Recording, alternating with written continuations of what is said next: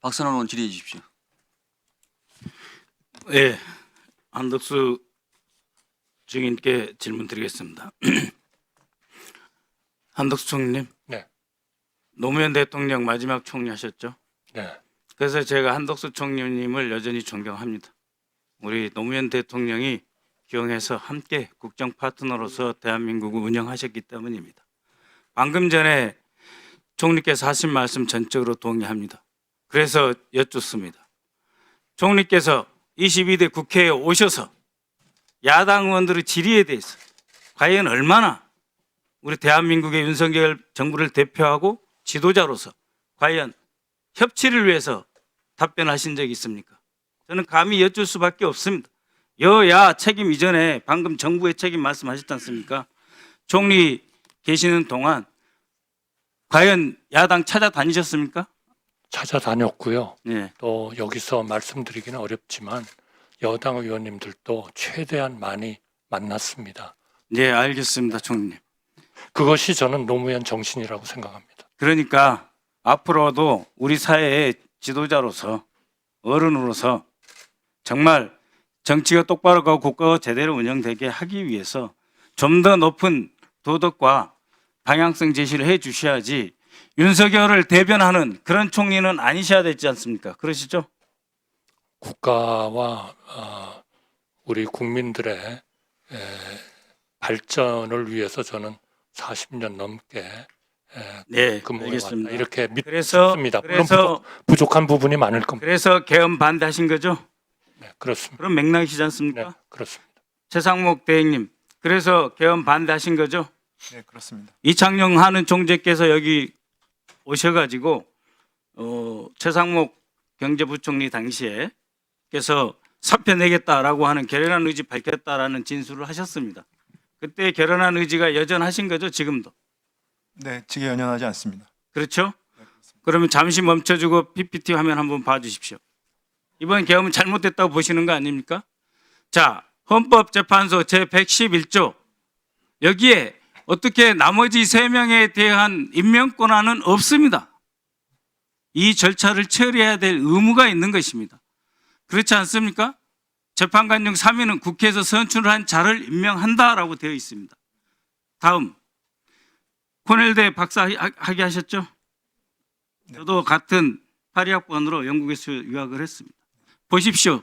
영문은 저거는 법제처에서 해석을 한 것입니다. 더 나은 대한민국 헌법을 이해하기 위해서 이렇게 번역해서 제공한다라고 되어 있습니다. 거기 보시면 한번 보십시오. 저기 사항 보이시죠? 111조 사항. 대통령은 President of the 사망을 보시면 shall be appointed from persons selected by the National Assembly. 스톱. 다른 조건이 없습니다. Based upon the agreements between the party 이런 말 없지 않습니까? 그래서 총리 권한 대행께서는 지금 헌법을 위반하고 계시는 겁니다. 여기 단 한 자의 군더더기가 없지 않습니까? 111조. 그 다음 다시 묻겠습니다. 권한 대행님, 네, 대통령이 주신 문건 대통령과 수석비서관 하셨지 않습니까? 네, 그렇습니다. 상하 관계죠. 경제부총리로 임명하셨습니다. 대통령이 그만큼 믿기 때문이시겠죠. 그 문건 어떻게 접어서 호주머니에 넣으셨습니까? 접은 상태에서 받았습니다. 어떻게 가로로 접었습니까? 세로로 접었습니까? 뭐 설명을 드리기는 그런데 아니 그래서 쪽지 형태로 접었습니다. 그러면 접혀 있는 상태 이 그 쪽지를 접혀 있는 받았습니다. 상태가 세로입니까? 가로입니까? 가로입니다.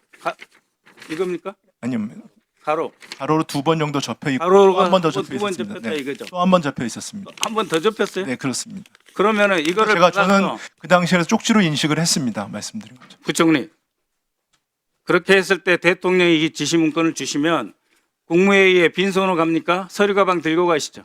저는 그때 사복으로 갔습니다. 사복으로 가셨습니까? 네, 그러니까 더더욱 국무회의가 아니었겠네요. 저는 그죠? 사복으로 갔습니다. 그래서 이렇게 접어서 밑에 분한테 주시고 그 다음에 이런 상태의 문건을 펴가지고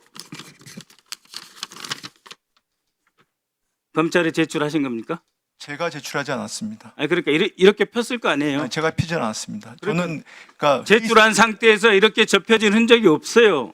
아니 근데 저는 그 밑에 분이 이거를 다리미질 해가지고 펴가지고 다시 작성해 제출한 그거는 거는 뭐 차관한테 물어보시면 될 텐데요. 접은 아니 상태에서 그러니까 받으신 분이 아까 제가 드린 총리니까 제가 질문 드리는 거예요. 저는 지금 말씀하신 자료가 뭔지 모르겠거든요. 그러니까 보신 자료가 접히지 않은 자료라는 게 무슨 뜻인지 모르겠고요. 저는 네, 그거 기억에 확인하겠습니다. 따라서 그러니까, 받은 예, 거를 확인될 갖다가 겁니다. 했던 것입니다. 네. 그러니까 지금 경제부총리 기억한 거는 거의 이 정도로 접혀져 있다는 거 아닙니까? 네. 그런데 약 3시간 후에 다시 보니 내용이 말이 안 됐죠. 그죠?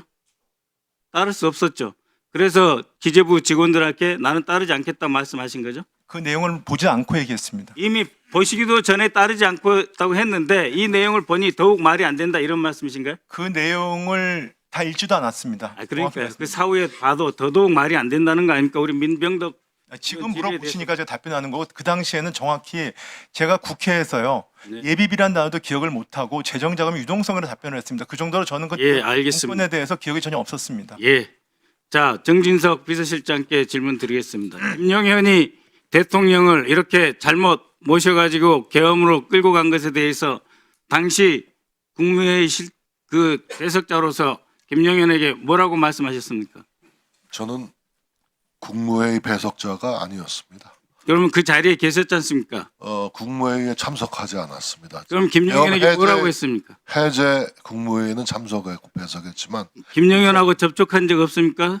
그러니까 정확히 말하면은 부딪힌 적 있잖아요. 아, 그러면은 비서실장은 기본적으로 계엄을 찬성하셨습니까?